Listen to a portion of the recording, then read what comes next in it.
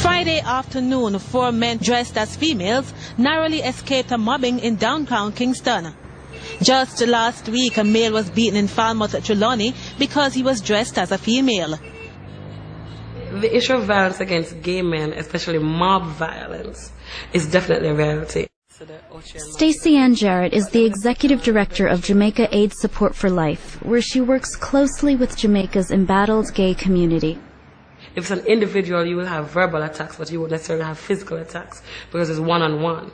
But if it's a group, I'm telling you most definitely they're going to be attacked. While photos like these showing a mob attack on a cross-dressing gay man are rare, individual reports of violence are common.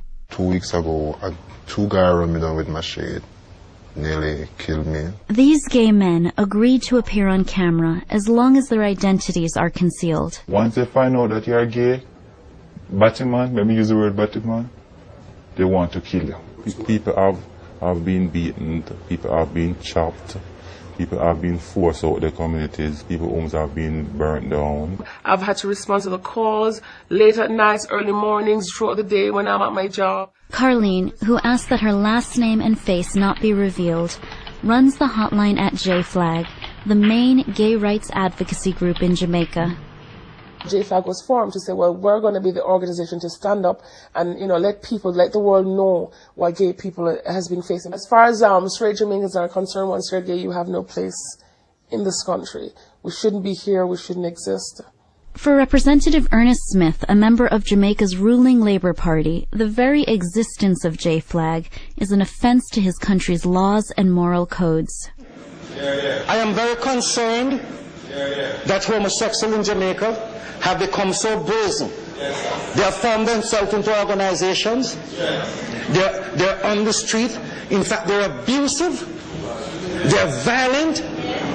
And something that the Minister of National Security must look at. JFLAG is in fact an organization designed to disrespect the Constitution and the criminal laws of this country, and at the same time designed to corrupt public morals. In Jamaica, we have on our statute books the criminal offense, which is referred to actually as the abominable offense of buggery.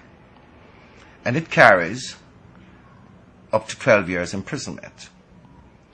You cannot consent to buggery. We're not saying that gay people should be obliterated from the face of the earth. We're not saying that. My government has never said that. My government will never say that. And nor am I saying that. But because your behavioral pattern is in breach of all decency, guess what? Keep yourself to yourself. Do not try to impose your filth on others. Don't force others to accept you and your filth. Gay people in Jamaica always have to hide because, once you're discovered to be gay, that could mean the end of your life. That's not true. They're lying. They're just seeking publicity. Representative Smith, like many people here, believes that most reports of anti-gay violence are simply false. Persons in Jamaica are not, without more, attacked and beaten and, as you say, killed by reason of being homosexuals. Most homosexuals are killed by other homosexuals because of jealousy. Ernest Smith saying that there's no violence against, against the gay community. That's just a way of escaping the reality of what is really happening. It's a very convenient excuse for doing nothing. And not only for doing nothing, for turning around and stigmatizing the very group that is being attacked in the first place. Dr. Robert Carr, the executive director of the Caribbean Vulnerable Communities Coalition, says that many Jamaicans believe that gay life should be violently suppressed. For some reason, they've decided that it's acceptable to be abusive towards gay people. This video, shot at a gay birthday party 2 years ago, triggered widespread violence when it was released on the streets and appeared on the nightly news. This next report shows just how disturbing the trends have become. Believe it or not, these are all males. This footage has been circulating on the internet, a tape of men cross-dressed at a party. But is it a case where these individuals are now becoming too brazen? One concern is that their mode of dress is deliberate, and they are now flaunting it as a normal way of living. This was enough to trigger a level of violence in that part of the country that was really astonishing to watch.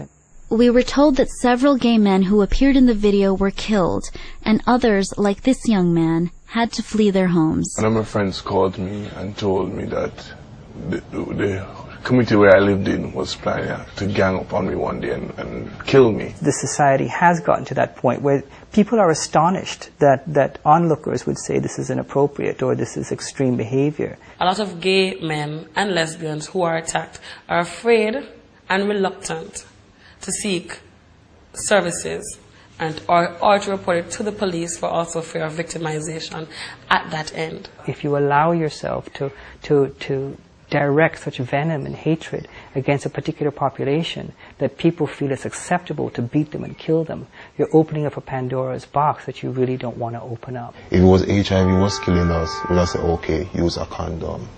But it's not that. It's people out there killing us.